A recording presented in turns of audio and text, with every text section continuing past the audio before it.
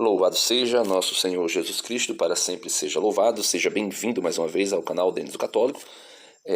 Deixa aí o seu like, se inscreve no canal se você não é inscrito, caiu aqui de paraquedas.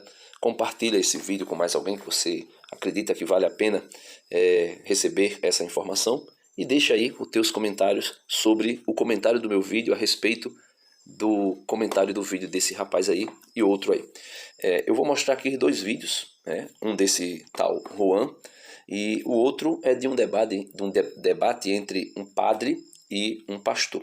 E eu vou mostrar por que dois motivos pelo qual nós católicos deveríamos rejeitar todos os debates com esse pessoal protestante, porque não vale a pena, né? Falar ao vento, é fazer aquilo que Jesus disse que nós não deveríamos fazer: atirar as pérolas aos porcos, para que os porcos pisoteassem as pérolas. Vamos lá. Esse rapaz não sabe o que é idolatria e muito menos sabe o que é adoração.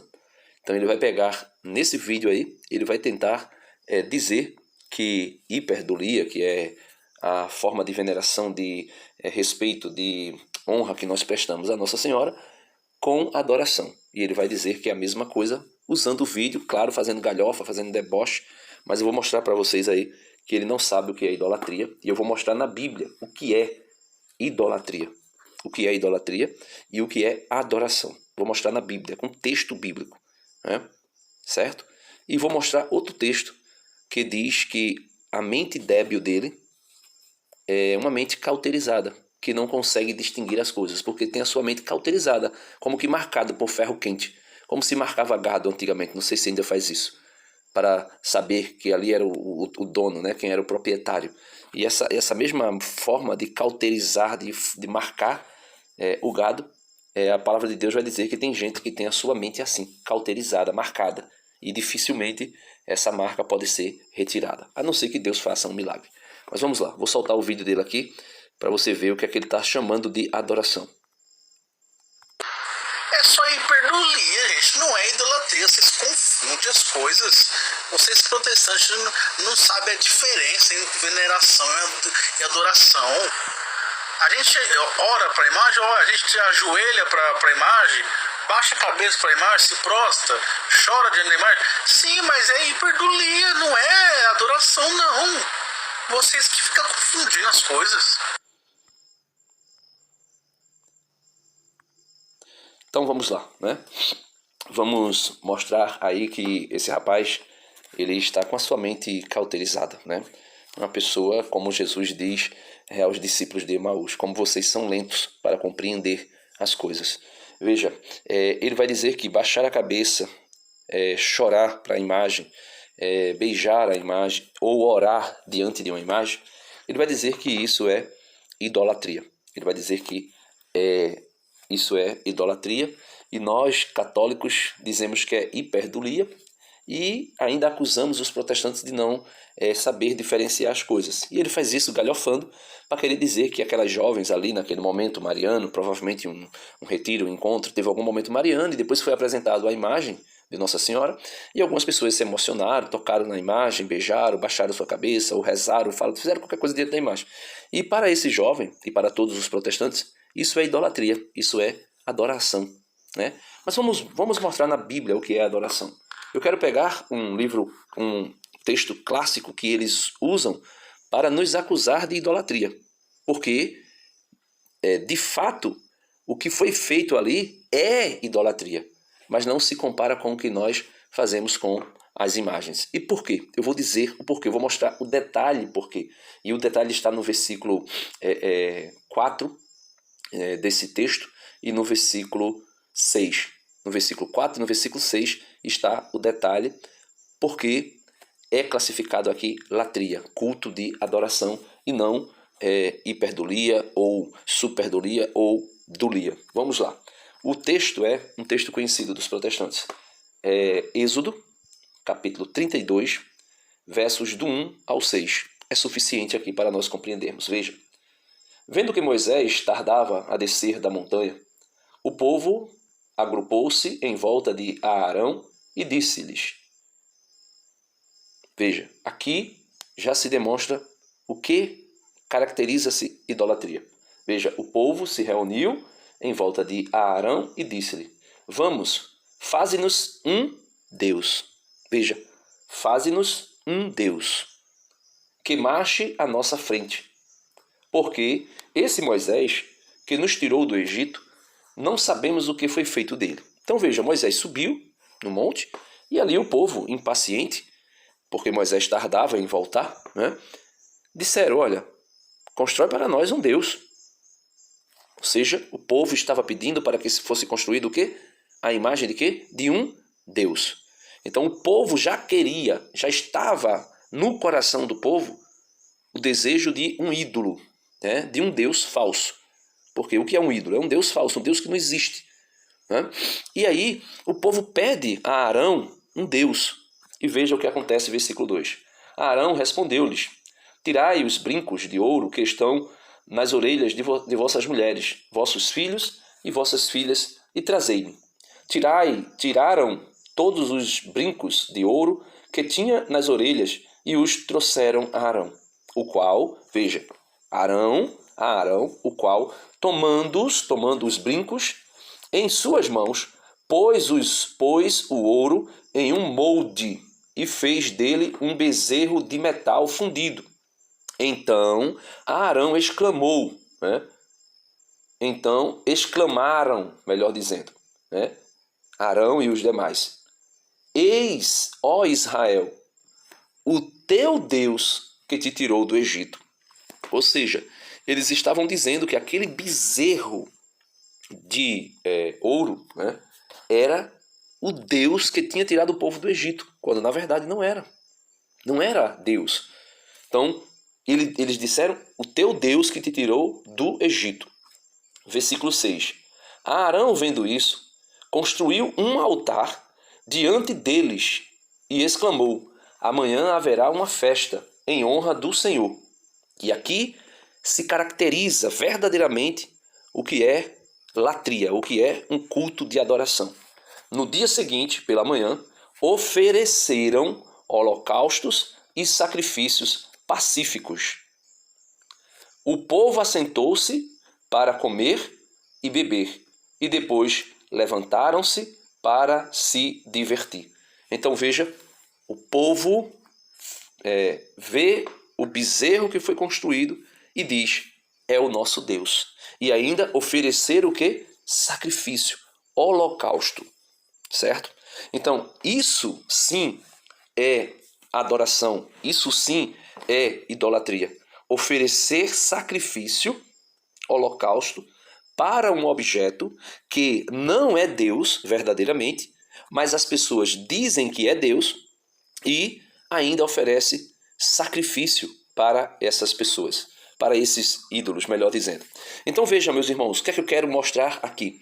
Eu quero mostrar que você nunca vai ver nenhum católico, por mais que nós façamos, quando eu digo nós façamos, eu digo os católicos, principalmente aqueles que têm pouca catequese, por mais que façamos inclinações, reverência, beijo, que por mais que nós choremos, por mais que nós nos ajoelhemos diante dessas imagens, isso não significa que é adoração. Porque esses gestos, eles nada representam se no interior da pessoa não tiver uma convicção de que aquela pessoa é ou não Deus. Veja, eu não estava nem pensando nesse texto, mas eu vou mostrar. O texto que eu estou falando é Mateus 27, versículo 27, fica fácil de você decorar. 27 e 27, diz assim: os soldados do governador conduziram Jesus para o pretório e rodearam-no com todo o pelotão. Arrancaram-lhe as vestes e colocaram-lhe um manto escarlate, um manto vermelho, para dizer que ele era rei. Depois, trançaram uma coroa de espinhos, meteram-lhe na cabeça e puseram-lhe na mão uma vara. Dobrando os joelhos diante dele, diziam com escárnio: salve, rei dos judeus. Cuspiam-lhe no rosto e, tomando a vara, davam-lhe golpes na cabeça. Depois de escarnecerem dele, tiraram-lhe o manto e entregaram-lhe as vestes Em seguida, levaram-no para o crucificar. Então, todos esses gestos, como aqui, os soldados colocaram um manto nas costas de Jesus, teceram uma coroa de espinhos colocada na sua cabeça, colocaram uma vara sobre as suas mãos e, dobrando os joelhos diante de Jesus, né? dobrando os joelhos diante dele, diziam com escárnio: Salve, Rei dos Judeus! Cuspiam-lhe o rosto e, tomando a vara, davam-lhe golpes na cabeça. Então veja, isso é adoração. Mas eles não estão se ajoelhando? Eles não estavam ficando de joelho diante do verdadeiro Deus, que é Jesus Cristo? Mas eles estavam adorando? Não estavam adorando. Então, todos esses gestos só vai ter sentido se, de fato, o joelho que for dobrado ou o que quer que seja feito esteja em conexão plena, em comunhão plena com aquilo que está dentro do coração, com aquele sentimento que está no coração. Porque Jesus, quando diz que aonde está o vosso tesouro, aí estará o vosso coração. Então, se o coração da pessoa declara que, de fato, um objeto ou o que quer que seja é Deus, aí, veja, aí essa pessoa está reconhecendo que é Deus. E mesmo assim, segundo o conceito bíblico, ainda não teria como ser idolatria se nós fôssemos levar na radicalidade total do que Paulo nos ensina sobre o que é um Deus e o que é um ídolo. Veja, São Paulo, na carta aos Coríntios, no capítulo 8, primeira carta aos Coríntios, capítulo 8, no versículo 4, vai dizer assim: Assim, pois, quanto ao comer das carnes imoladas aos ídolos, sabemos que não existe realmente ídolos no mundo e que não há outro Deus senão um só. Então, se nós sabemos que não existe ídolo, então nada no mundo pode ser um ídolo. Mesmo que nós façamos desses objetos um ídolo, esse objeto nunca será Deus.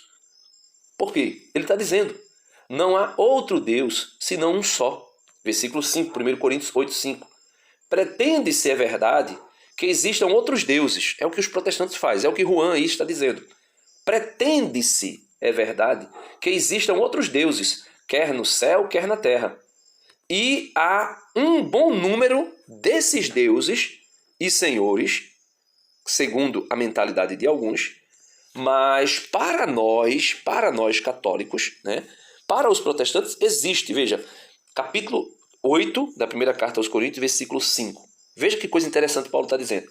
Pretende-se, é verdade, que existam outros deuses, quer nos céus, quer na terra. Aí ele diz assim, falando dos protestantes, e há um bom número desses deuses e senhores. Por que isso?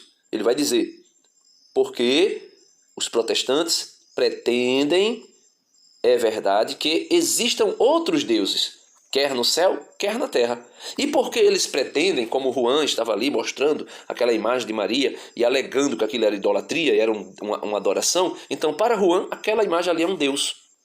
É um Deus. Só que Paulo vai dizer que, para nós católicos, versículo 6, 1 Coríntios 8, 6 vai dizer, mas para nós há um só Deus, o Pai, do qual procedem todas as coisas, e para o qual existimos, e um só Senhor, Jesus Cristo, por quem todas as coisas existem e nós também. Então, para nós católicos, só há um Deus, o Pai de nosso Senhor Jesus Cristo, e também só há um Senhor, Jesus Cristo, para o qual nós nos movemos. Só que veja o que o versículo 7 vai dizer a respeito dos protestantes. Todavia, nem todos têm esse conhecimento. Alguns, habituados ao modo antigo de considerar o ídolo, comem a carne, né? Ou dizem que todo gesto feito a uma imagem é um ídolo, comem a carne como sacrificada ao ídolo. E sua consciência, por ser débil, se mancha. Não é, entretanto, a comida que nos torna agradável a Deus. Comendo, não ganhamos nada, e não comendo, nada perdemos. Atenção, porém, que essa vossa liberdade, a liberdade dos católicos, não venha a ser a ocasião de queda para os fracos. Então, infelizmente, o que é que está acontecendo? A liberdade dos católicos de fazer seus gestos litúrgicos, seus gestos de piedade diante das imagens, essa liberdade tem se tornado motivo de queda para os fracos. Para quais fracos?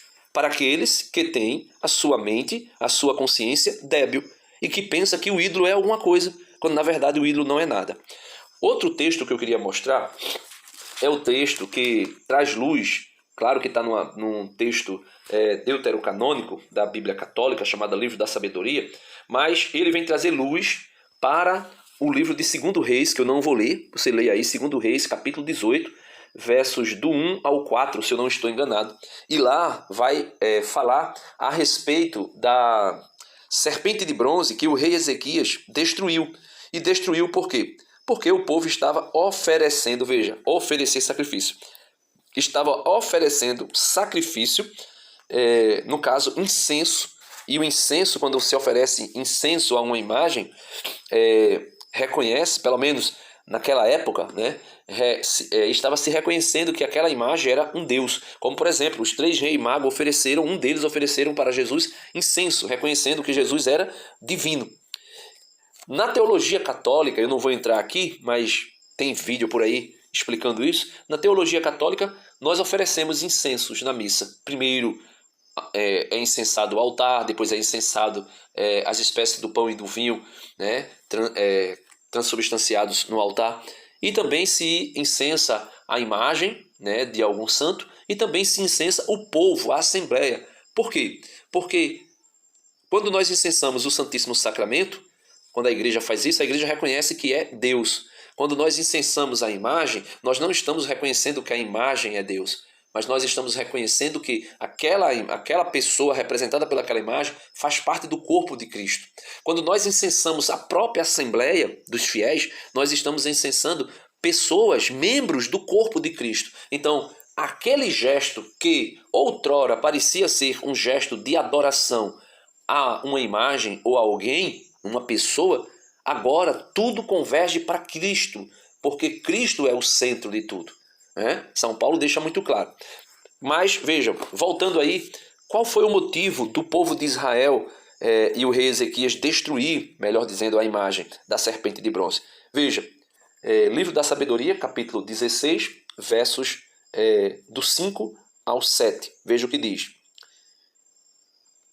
Efetivamente, quando o cruel furor dos animais os atingiu também, e quando pereceram com as mordeduras de sinuosas serpentes, isso está em Números 21, versículo do 4 ao 9, vossa cólera não durou até o fim, falando de Deus, a cólera de Deus não durou até o fim. Foram por pouco tempo atormentados para a sua correção. Eles possuíram um sinal, um ícone de salvação, que lhes lembrava o preceito de vossa lei. Aquele sinal da serpente era para lembrar o preceito da lei que o povo tinha quebrado e ainda murmurou contra Moisés e contra Deus, e por esse motivo Deus os castiga com a serpente venenosa. Versículo 7 agora. E quem se voltava para ele, para a serpente de bronze, era salvo. Aí aqui o livro da sabedoria explica o que Números não explica e nem 2 Reis 18 explica. Veja, enquanto se voltavam para ele, eram salvos, né? Enquanto se voltava para ele, era salvo. Não em vista do objeto que olhava, mas por vós, Senhor, que sois o Salvador de todos nós.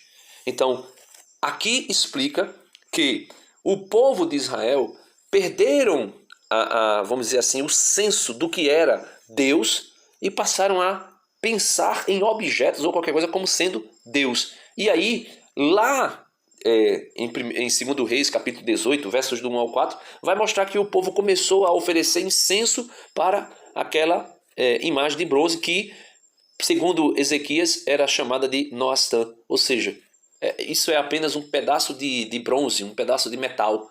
Isso não é Deus. Por que vocês oferecem sacrifícios e principalmente sacrifício de incenso, reconhecendo a divindade de uma coisa que não é divina? Então, aqui já nos basta para mostrar porque não vale a pena debater, principalmente se tratando sobre idolatria. Porque a pessoa que tem a mente débil né, como diz São Paulo, que não consegue distinguir que só existe um Deus e que não existe nenhum outro, e todos aqueles que eles pensam ser ídolos, na verdade não é nada, é somente uma mera projeção da cabeça deles, né, para atacar de alguma forma a Igreja Católica. O outro vídeo eu não vou ler versículos, porque não precisa. Se você quiser, você assiste lá o debate entre o padre e o pastor César. Mas eu quero mostrar somente aqui, para concluir esse vídeo, eu acho que já ficou longo demais, o que eu quero mostrar é que nesses debates, o que importa para eles é nada mais nada menos do que fazer o que eu vi esses dois homens fazer. Tanto o debatedor como aquele que era o moderador, né, o mediador do debate. De uma forma ou de outra eles vão coagir ali o padre, né? Vão em cima do padre. O padre, por não ter traquejo, não está acostumado com esses debates. O padre comeu a pilha, acabou ficando nervoso e eles mostram com isso o destempero do padre e de repente vão dizer, olha, vencemos o debate porque o padre entrou em desespero. Quando na verdade o padre tinha trazido a passagem de Abraão, quando Abraão vai dizer para Ló, olha, que não haja contenda entre mim e ti, entre meus pastores e os teus pastores, porque nós somos irmãos. Abraão chama Ló de irmão, porque pertencem ao mesmo povo, né? E à mesma família, porque Abraão era tio de Ló, Ló era sobrinho de Abraão. E por fazerem parte da mesma família, que é exatamente os parentes de Jesus, eles por fazerem parte da mesma família são chamados de irmãos do Senhor. E aí Ló, por fazer parte da mesma família, mesma tribo que Abraão, né? Quando eu digo tribo, não estou falando das tribos de Israel, porque as tribos de Israel vêm um pouco mais à frente com o Jacó, né? Jacó e os seus filhos. Estou falando do mesmo clã, né? Para ficar mais claro. E aí Abraão diz, olha, não haja contenda entre mim e ti, entre meus pastores e teus pastores, porque nós somos irmãos, quando na verdade Abraão era tio de Ló. E o mesmo se dá com os irmãos de Jesus. Então o padre trouxe esse texto para argumentar, e aí veja o que acontece no debate. E é isso que os protestantes querem fazer com todos os católicos que aceitam debater com protestantes. E os protestantes têm essa malícia, né? Essa malícia de, no debate, usar de sofismas, de embustes, de distorções dos textos sagrados para tirar a pessoa do eixo e depois dizerem que ganharam. Por quê? Vão dizer que ganharam como? Ganharam no grito, né? Vamos lá, veja aí o vídeo e aqui nós encerramos e que Deus nos abençoe, que Deus nos ajude e nos livre desse tipo de debate e de cilada que o inimigo vem nos montar. Vejam aí. Eu acabei de provar. O Ló era filho adotivo de Abraão. Ló era sobrinho de Abraão. Então Mas ele usou a palavra. O Então Ló não é adianta. filho, não adianta de Abraão. Querido, não adianta. Vamos de cada vez. Não adianta você passar com o caminhão em cima de mim. Não, eu provei. Só que o problema de crente é isso. O problema de crente é isso. O padre, Deixa ele falar. o padre prova na Bíblia, o crente vai lá e distorce a Bíblia e diz, você está entendendo errado. Então é só o irmão evangélico que entende a Bíblia certa. O padre tem a burrice do Espírito Santo. Então é isso aí, gente. Por isso que eu, Denis, evito debater, né? Por quê? A intenção é só essa, é escandalizar. Ou melhor, levar os católicos ao escândalo. E se não conseguem fazer isso, vão dizer que ganharam no grito. Basta você ver todos os debates que são feitos entre católicos e protestantes, e depois os protestantes fazem os reacts, dizendo que ganharam o debate, que isso, que aquilo outro, e assim sucessivamente. Então, não vale a pena, seria atirar pérolas aos porcos. Que Deus nos abençoe, que Deus nos ajude. Estarei aqui sempre trazendo os vídeos, mostrando as incoerências no meio protestante, das suas interpretações enviesadas das Escrituras e dos seus ataques gratuitos à fé católica. E, para nós, há um só Deus e um só Senhor, o Pai de nosso Senhor Jesus Cristo e nosso Senhor Jesus Cristo, pelo qual nós vivemos e nos movemos, pelo qual nós vivemos e nos movemos. Mas para os protestantes existem muitos deuses. Por quê? Porque a sua mente é débil e cauterizada. Amém.